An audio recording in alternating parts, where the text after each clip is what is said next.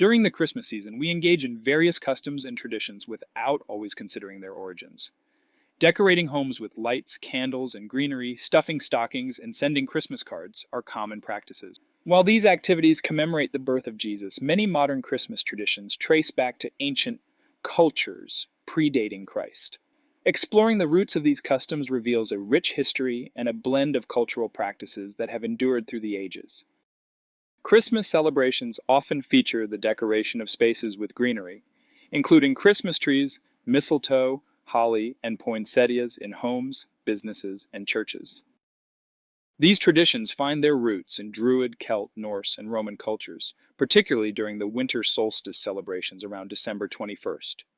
Green, symbolizing eternal life, held significance in these festivities. Romans marked the solstice with the Saturnalia, a midwinter celebration honoring the god Saturn. They illuminated homes with candles, spent time with loved ones, adorned their spaces with wreaths and garlands, exchanged gifts, and feasted. As pagan practices merged with Christianity, many winter solstice customs persisted. Initially objected to by early church leaders due to their pagan origins, the use of greenery endured, adapting within a Christian context. While the Romans used spruce and fir trees adorned with lighted candles during Saturnalia, the Christmas tree, as we recognize it today, has origins in German traditions. Some attribute its beginning to Winfrid, an 8th century English missionary later known as Saint Boniface, while others credit Martin Luther in the 16th century. Luther is said to have decorated an evergreen with lighted candles to symbolize the starry sky on Christmas Eve. By the early 1600s, German homes featured trees adorned with candies, fruits, and paper roses as part of holiday decorations. In 1841, Prince Albert, Queen Victoria's German-born husband, introduced the Christmas tree to England. The custom spread, with Victorian-era trees decorated with candies, cakes, and ribbon. German immigrants brought the Christmas tree tradition to the United States, using cedar trees for their abundance. Settlers adorned them with berries, popcorn, and gifts, marking the beginning of the cherished American Christmas tree tradition. Ancient cultures believed that bringing in green branches, including mistletoe and holly, would ensure the return of vegetation after winter. These plants were used in pagan rituals and home decorations, with Romans exchanging holly wreaths during their Saturnalia festivities. Following Christ's birth, as Christians began celebrating in December, they adopted the Roman tradition of decorating homes with holly to avoid detection during pagan celebrations. Holly became associated with legends about Christ's crucifixion, with one stating that Christ's crown of thorns was made from holly, and its berries turned red with his blood. Mistletoe held significance in various cultures, with the Druids considering it sacred and healing.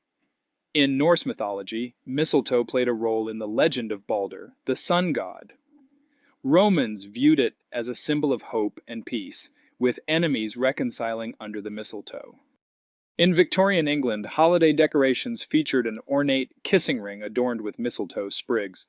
Suspended from the ceiling, girls were kissed beneath it, adding a romantic element to Christmas celebrations.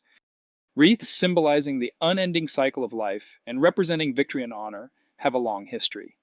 Ancient Druids, Celts, and Romans incorporated evergreen branches in their winter solstice celebrations.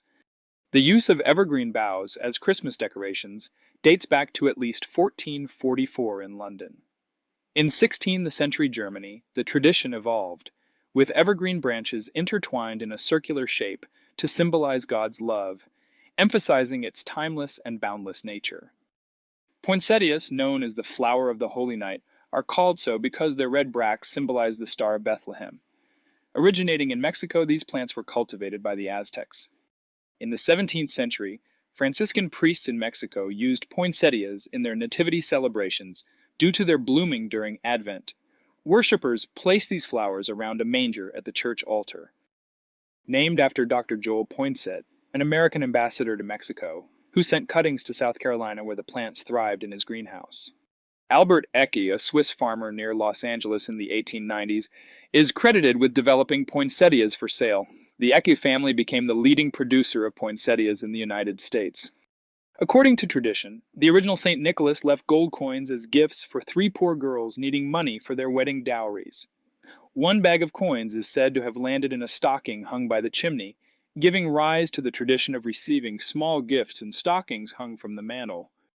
For nearly 2 centuries, American writers, including Washington Irving, have reflected on this cherished childhood tradition. In the Knickerbocker History of New York, Irving mentioned hanging up a stocking on the chimney on St. Nicholas Eve. In 1883, a tongue-in-cheek editorial in the New York Times humorously promoted the Smith Christmas stocking, an elastic stocking suited to the circumstances of every family.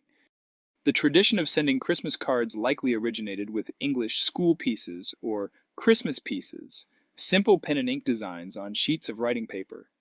The first formal Christmas card was created by J.C. Horsley, an Englishman, in 1843. Printed on dark cardboard, it depicted a festive scene with a toast and the words, "A Merry Christmas and a Happy New Year to you." Until 1874, Americans relied on expensive imported Christmas cards.